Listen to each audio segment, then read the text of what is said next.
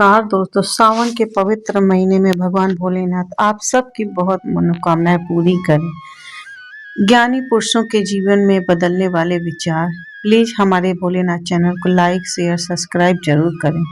श्री कृष्ण जी कहते हैं, शांत दिमाग किसी भी चुनौती के खिलाफ अंतिम हथियार है।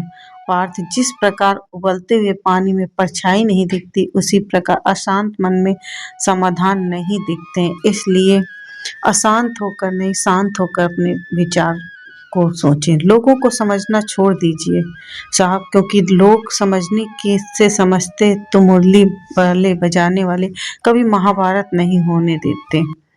अनुभव कहता है खामोशियां ही बेहतर है, क्योंकि शब्दों से लोग रूठते बहुत हैं और समझते कुछ नहीं और बात बिगड़ जाती।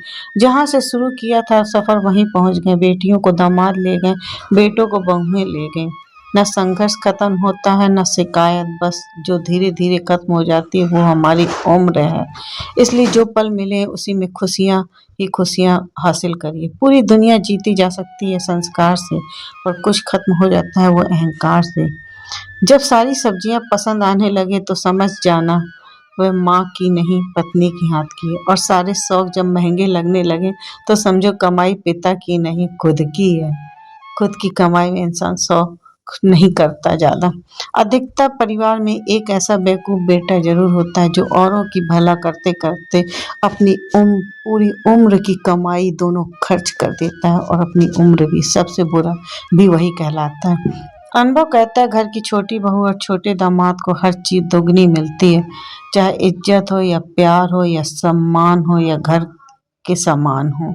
जो सबसे कम मिलता है वह है जिम्मेदारियां।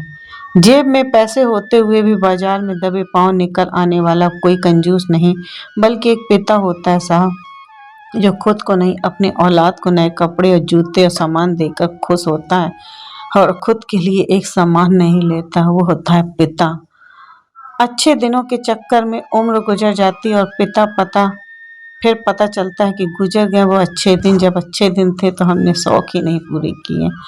समय और समझ किसी भाग्यशाली को ही एक साथ मिलते हैं, क्योंकि जब तक समझ आती है तब समय हाथों से निकल चुका होता है। इसलिए समय की कदर कीजिए। जो समय मिला है उसमें खूब आप लोग खुश रहिए, भगवान की पूजा पाठ करिए और आनंद से रहिए। जो मिला है उसी में ही हर छोटी छोटी चीजों में खुशियां हासिल करिए। मन बड़ा ही चमत्कारिक शब्द है। मन के आगे न लगाने पर यह है नमन हो जाता है, और पीछे लगाने पर मनन। इसलिए जीवन में नमन और मनन करते चलिए। समस्याओं का दमन अपने आप ही हो जाएगी, समस्याएं अपने आप ही खत्म हो जाएंगी।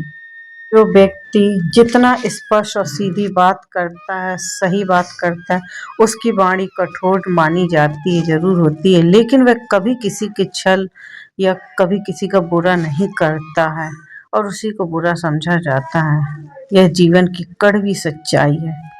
जिंदगी में कठिनाइयाँ जितनी समस्याएं आए तो उदास मत होना। बस याद रखना कि मुश्किल रोल से भगवान एक्टर को ही दिए जाते हैं अच्छे रोल। तो भगवान पे भरोसा रखना, कठिनाइयों का समाप्त जरूर होगा। और